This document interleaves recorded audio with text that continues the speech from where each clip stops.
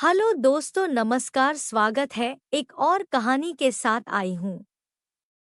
मेरे पड़ोस में रहने वाला लड़का मेरे घर भागते हुए आया। उस वक्त मैं घर पर अकेली थी। फिर उसने बाहर का दरवाजा बंद कर दिया और मुझे मेरे बेडरूम में ले जाकर उसने पूछा, आंटी यही वह रूम है ना जिसमें अंकल और आप किया करते हैं? मैंने कहा हाँ, लेकिन क्यों? तो उसने कहा, आज मैं आपके साथ कुछ करना चाहता हूँ। फिर अकेलेपन का फायदा उठाकर उसने मेरे साथ जो जो किया वह सब कुछ आज मैं आपको इस कहानी में बताऊंगी। नमस्कार दोस्तों, मेरा नाम सीमा है। मैं 28 साल की एक समझदार, स्मार्ट और खूबसूरत औरत हूँ। मेरी यह कहानी सुनने से पहले आप वीडियो को एक लाइक कर दीजिए और यह चैनल अभी सब्सक्राइब कर लीजिए। पड़ोस के बच्चे मुझे प्यार से सीमा आंटी कहते हैं और मेरे बच्चे हॉस्टल में पढ़ाई कर रहे हैं, तो अक्सर मैं घर पर अकेली ही रहती हूँ। लेकिन इस अकेलेपन में मेरा सबसे अच्छा साथी है। मेरे पड़ोस में रहने वाला लड़का मोहित है। वह अक्सर मेरे पास आकर मुझसे बातें करता है। उसकी मासूमियत और शरारती हंसी मुझे बहुत भाती है। उसका हटा कटा सुडौल शरीर बहुत अच्छा लगता है। एक दिन की बात है, जून का महीना चल रहा था। दोपहर का वक्त था और मैं घर पर अकेली थी। मैं घर का सारा काम निपटाकर टीवी देख रही थी।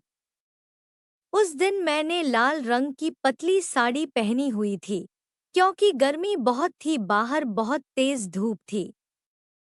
और इस समय किसी ने दरवाजा खटखटाया। मैं टीवी बंद करके दरवाजे के पास गई।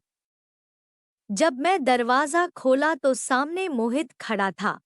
वह पसीने से लथपथ था और उसकी शर्ट उसके शरीर से चिपकी हुई थी, जिससे उसकी कई हुई मांसपेशियां साफ दिखाई दे रही थी।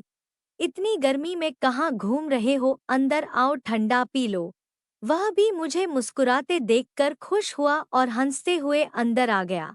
जब वह छोटा था तो मेरे घर आकर मेरे साथ दिन भर खेला करता था। उसे देखकर मुझे हमेशा अच्छा लगता है।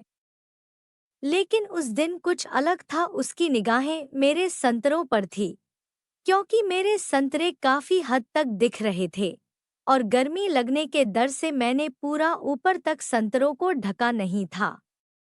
उसकी यह हरकत देखकर मैं थोड़ा घबरा गई और मैं भी उसकी हरकतों को नजरअंदाज नहीं कर पा रही थी।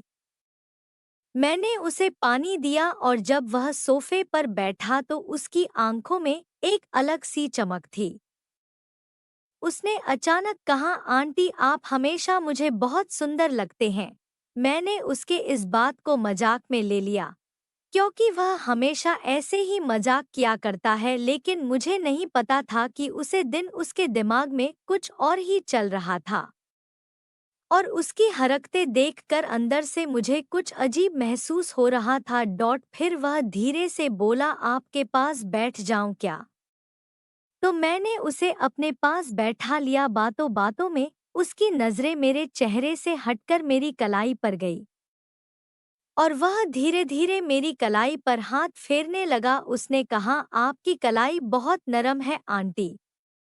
उसके इस तरह हाथ देखने से मुझे ऐसा लगा और मेरे रोंगटे खड़े होने लगे। उसकी हरकत ने मुझे चौंका दिया, लेकिन मैं भी उसे पल में खो गई, क्योंकि बहुत दिनों बाद मैंने यह महसूस किया था। अभी तो यह बस शुरुआत थी।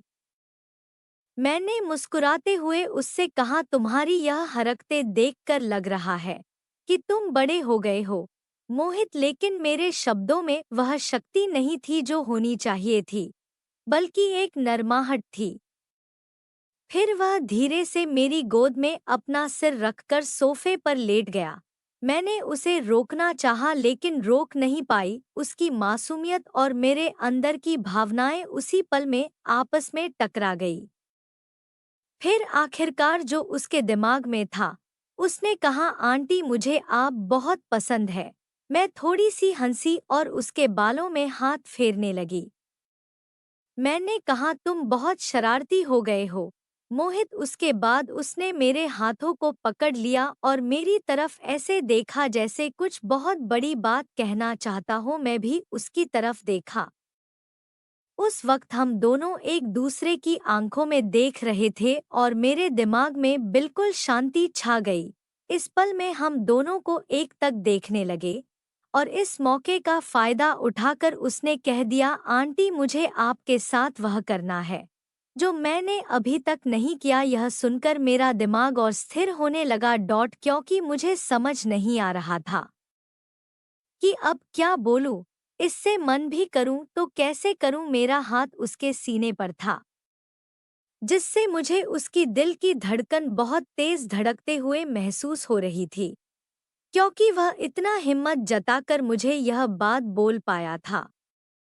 और उसको डर था कि अगर मैं उसको अपने साथ यह करने से मना कर देती तो हमारे बीच जो भी रिश्ता था वह हमेशा के लिए खत्म हो जाता और फिर हम शायद कभी आपस में बात भी नहीं करते। यही सब सोचकर मैंने उसे मना करना सही नहीं समझा क्योंकि अब तक उसने मेरी बहुत चीज़ों में मदद की थी। मैंने सोचा कि उसने मेरे लिए इतना कुछ किया है तो मैं भी इसकी यह एक इच्छा तो पूरी कर ही सकती हूँ।